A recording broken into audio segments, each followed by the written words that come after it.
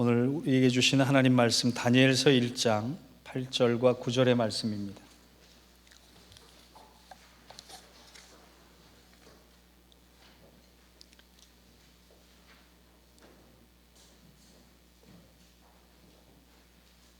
제가 받들어 읽습니다.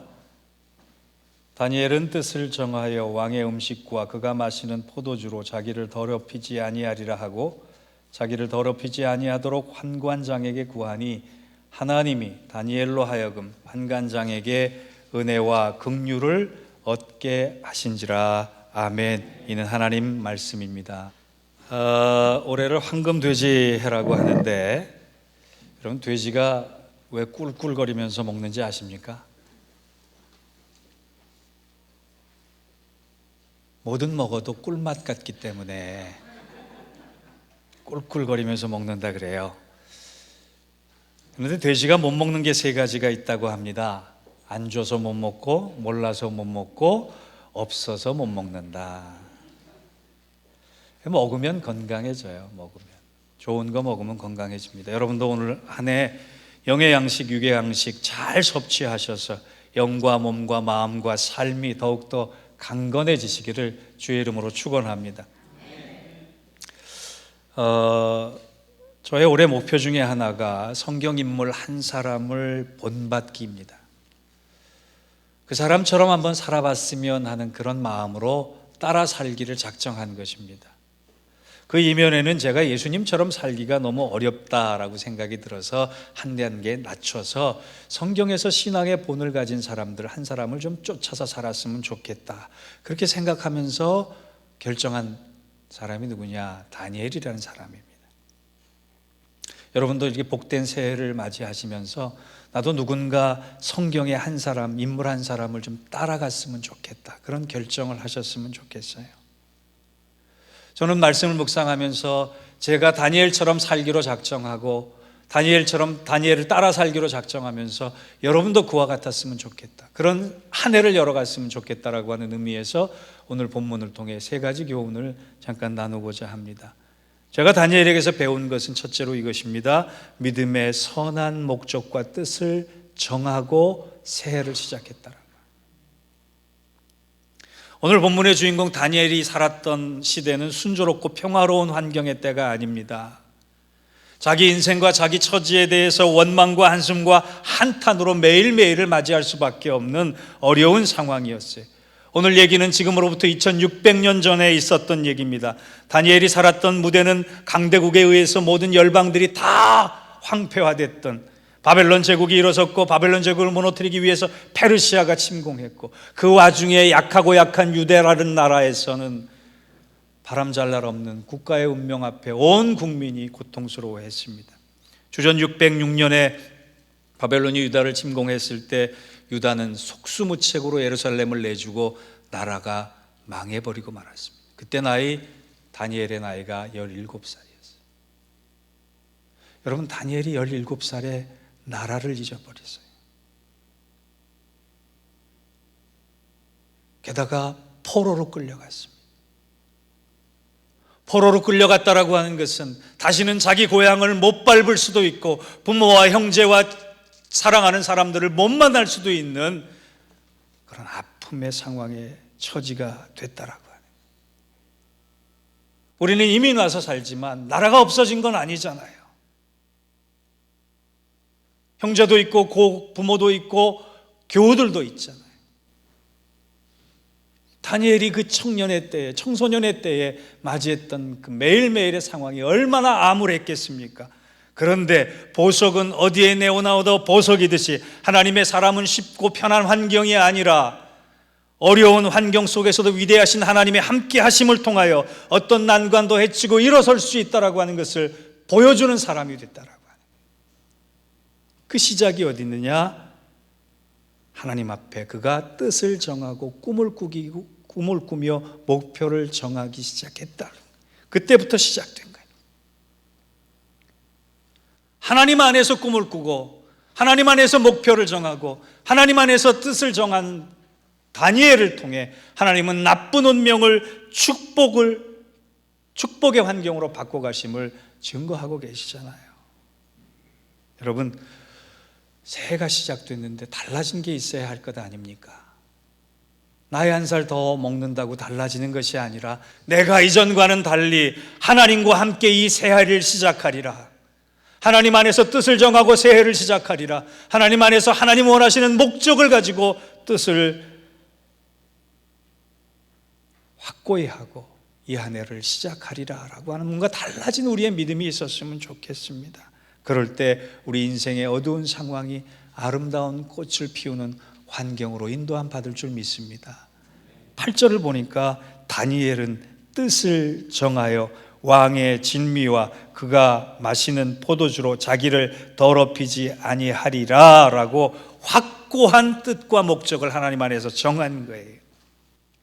다니엘이 어떤 결정을 했는지, 다니엘이 어떤 상황에서 그런 마음을 먹었는지 성경은 설명하고 있지만 그것은 무엇을 얘기하느냐? 상황보다, 환경보다 더 중요한 것은 그가 하나님 앞에 내린 결정이다라고 하는 것을 얘기하고 있는 거예요.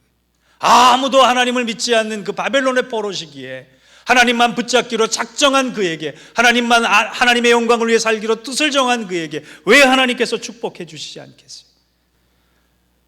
여러분, 오늘 주보 안에 얼마나 많은 종이가 들어있었습니까? 저 같아도 오늘 이거 목사님 너무 많은 걸 껴주셨다 생각할 것 같아요. 그런데 제가 껴드린 이유가 있어요. 예일대학교에서 소위 성공했다라고 하는 자기 학교의 동문들을 대상으로 조사를 하면서 공통점을 찾았는데 95%의 공통점, 가장 높은 공통점이 나온 항목이 뭐냐 하면 성공을, 소위 세상에서 성공했다라고 하는 사람들에게 있어서 자기 목표를 글로 써둔 사람들이 성공했다는, 머릿속으로만 생각하고 이름으로만 얘기한 것이 아니라 내 목표와 뜻이 이것이다 글로 써준 사람이 그 목표를 이루기까지 훨씬 더 빠른 방법과 좋은 길을 선택하고 있었다라고 하는 거예요. 성공의 확률이 높았다라고 하는 거예요. 자기 인생을 계획하면서 자기 인생 안에 목적도, 목표도, 뜻도 적을 수 없는 하루하루 그저 하루살이처럼 살아가는 인생이라 그러면 얼마나 하나님께서 한탄하시겠어요. 올 한 해 여러분 새해를 시작하시면서 내가 어떻게 하면 하나님 안에 있을 것인가? 어떻게 하면 하나님 안에서 직분을 감당할 것인가? 어떻게 하면 하나님께 영광 돌리며 살 것인가? 뜻과 목표를 정하시기 바랍니다. 그리고 적으시기 바랍니다. 적고 그것을 보면서 기도하시기 바랍니다. 기도하면서 최선의 수고를 다하시기 바랍니다. 그러면 우리가 가장 빠르겠다 생각하는 지름길보다 하나님은 최고의 길을 여러분에게, 우리에게 허락해 주실 것입니다. 길이 안 보인다고 길이 없는 것이 아닙니다. 길은 하나님 안에 내가 굳건히 서서 걸어갈 때 하나님이 내시는 것입니다. 오늘 인생의 지름길보다 하나님 기뻐하시는 길로 뜻과 목적을 구체적으로 정하고 감당할 때 하나님은 우리에게 힘 주시고 능력 주시고 책임져 주실 것을 믿습니다. 그 은혜와 축복이 우리와 함께 하기를 축원합니다. 두 번째, 제가 다니엘을 벤치마킹 하겠다라고 하는 것은 시간을 정해놓고 기도의 사람이 되겠다라고 생각을 했습니다. 여러분도 그렇게 되시기를 바랍니다.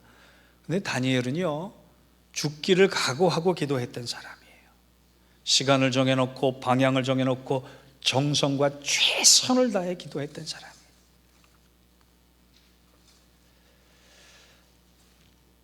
어떤 목사님이 연말 들어서 하나님께 카톡을 보냈대요.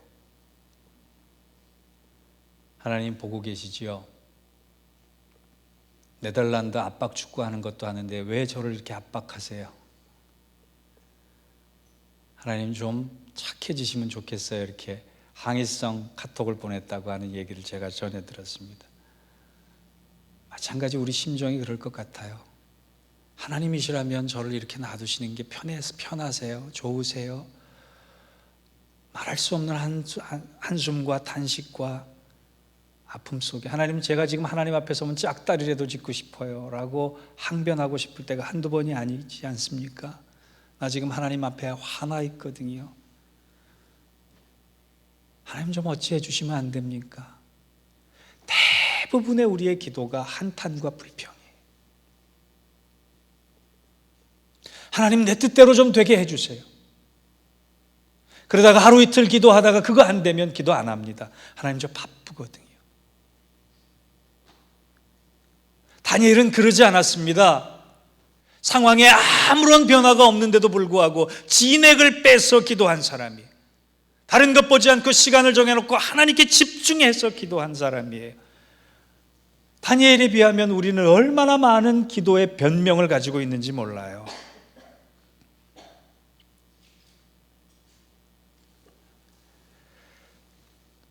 이렇게 다니엘이 기도했을 때 다니엘의 인생이 술술 풀리지만은 않았습니다. 그가 기도했기 때문에 사자굴에 던져졌어요. 기도했기 때문에 더 곤란한 상황을 맞이했단 말이에요.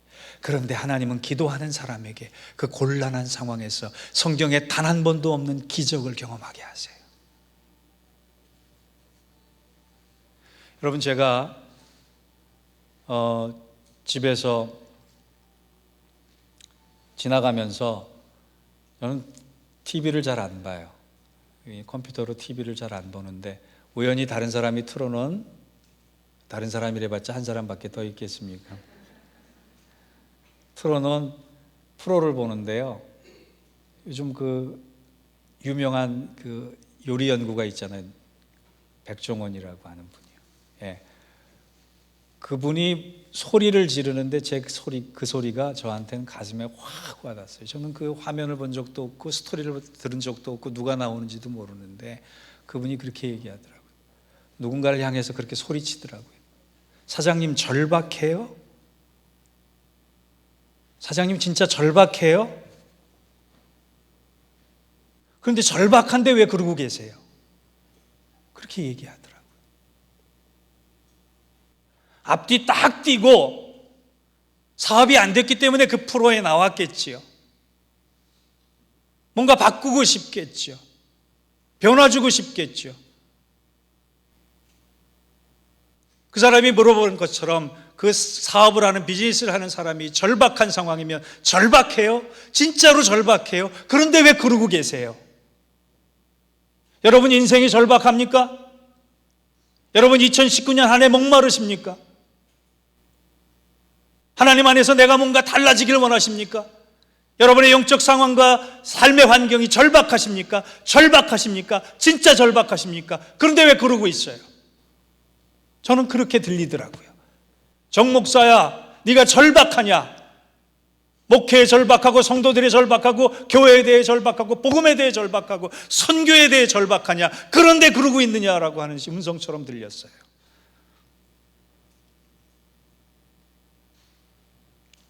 여러분, 올 한 해 재기하고 싶으세요? 기도하시기 바랍니다. 다니엘처럼 뜻을 정하고 목적을 정하고 시간을 정하고 방향을 정하고 목숨을 다해 진액을 가지고 기도하시기 바랍니다. 오늘의 기도가 내일의 현실이 될 것입니다. 세 번째로, 오늘 본문 제가 다니엘이 담고 싶은 것은요, 내가 하는 일의 능력의 원천을 자기에게서 찾지 않고 성령에게서 찾았던 사람이라는 거예요. 사람은 대개 1월이 되면 이상주의자가 되고 6월이 되면 현실주의자가 되고 12월이 되면 허무주의자가 된다, 이런 말이 있어요. 우리 1월 시작했잖아요. 이상주의자가 된 거예요. 저와 여러분이 얼마나 많은 꿈을 꾸고 있습니까?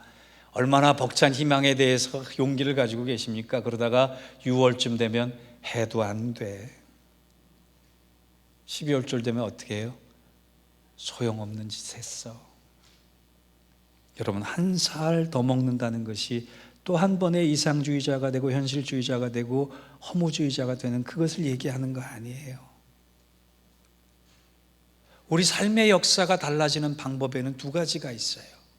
하나는 하나님의 개입과 그 하나님의 개입을 위한 기도가 있다면 우리 삶이 달라져요. 또 하나, 성령의 역사가 개입이 되면 달라져요. 우리가 모든 것을 바꾸고 싶다면 다른 것부터 바꾸는 것이 아니라 나부터 바꾸면 돼요.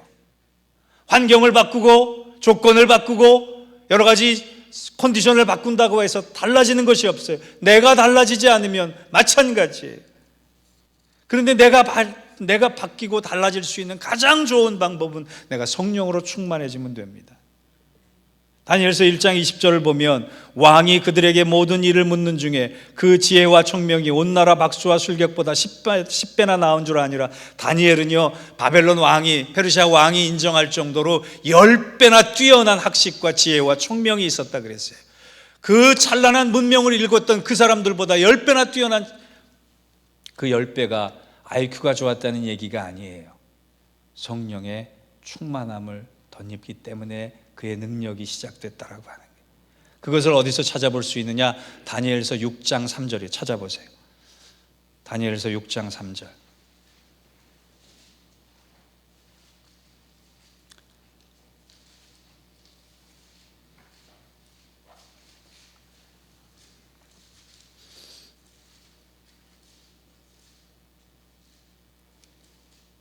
같이 읽어보겠습니다. 시작. 다니엘은 마음이 민첩하여 총리들과 고관들의 위에 뛰어남으로 왕이 그를 세워 전국을 다스리게 하고자 한지라. 한글 성경에 왜 이렇게 민첩이라는 단어로 번역을 했는지 제가 번역자를 한번 만나서 따져보고 싶은데요, 이 원문에는 이 민첩이라는 단어가 행동이 빠르다 그렇게 포함되어 있지 않아요. 원문은 보면 어떻게 되어 있느냐면 다니엘은 마음에 아주 놀라운 영을 소유하고 있었으므로 총리들과 고관들 위에 뛰어났다.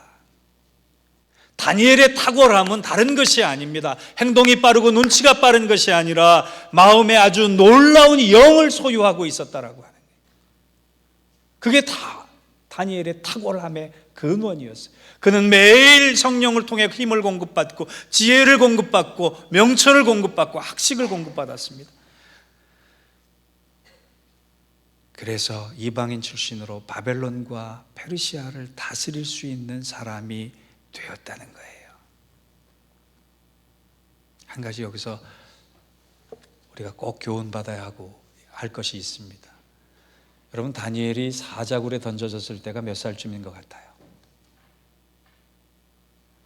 누가 한번 얘기해 보세요. 다니엘이 사자굴에 던져졌을 때가 몇 살 때쯤인 것 같아요?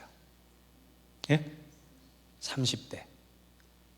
보통 성화를 보면 다니엘이 사자굴에 던져졌을 때가 청년의 때로 기록을 이렇게 그려놨던 성화가 많이 있습니다. 다니엘이 사자굴에 던져졌을 때 나이가 80대였어요. 우리가 알고 있는 청년 다니엘이 아니었어요. 노쇠한 다니엘이 기도 끝에 사자굴에 던져졌어요.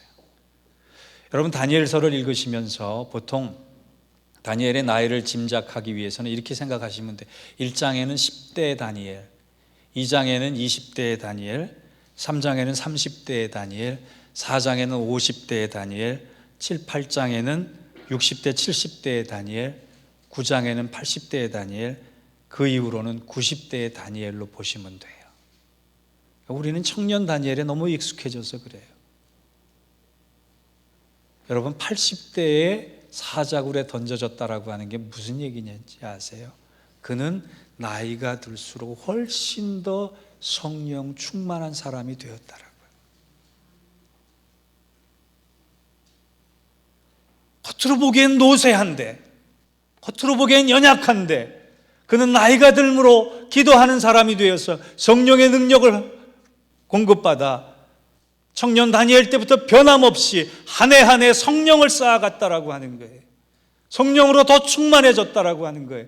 80세 노인네가 사자굴 앞에서 당당할 수 있었고 바벨론 왕, 페르시아 왕 앞에서도 당당할 수 있었던 이유는 성령 안에 거했기 때문이에요. 여러분, 우리가 올 한 해 이제 나이 한 살 더 먹고 시작합니다. 거기로 그쳐서는 안 되고 나이보다 더 크게 성령으로 충만해지는 은혜가 저와 여러분에게 함께 하기를 원합니다.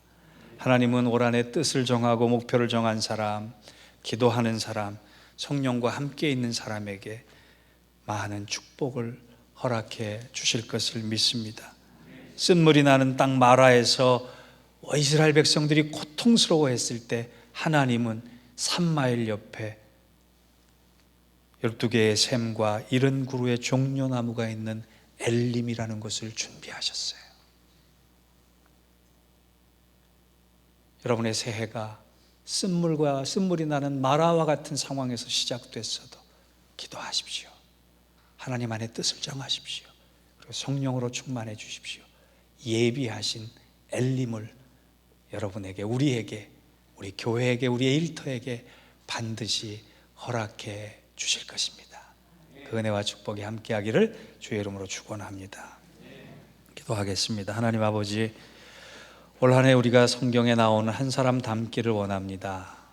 각자가 소망하는 한 사람을 닮아서 기도하며 또 주의 일에 열심을 내며 복음의 하나님 나라의 일에 충성할 수 있는 믿음의 사람 되어서 쓴물이 나오는 마라 옆에 엘림을 준비하셨듯이 거친 광야 너머에 적과 꿀이 흐르는 가나안 땅을 준비하셨듯이 우리에게 믿음의 삶이 이후에 하나님 주시는 놀라운 기쁨과 은혜와 축복을 누리는 복된 한 해 보내게 하여 주옵소서. 예수님의 이름으로 기도하옵나이다. 아멘.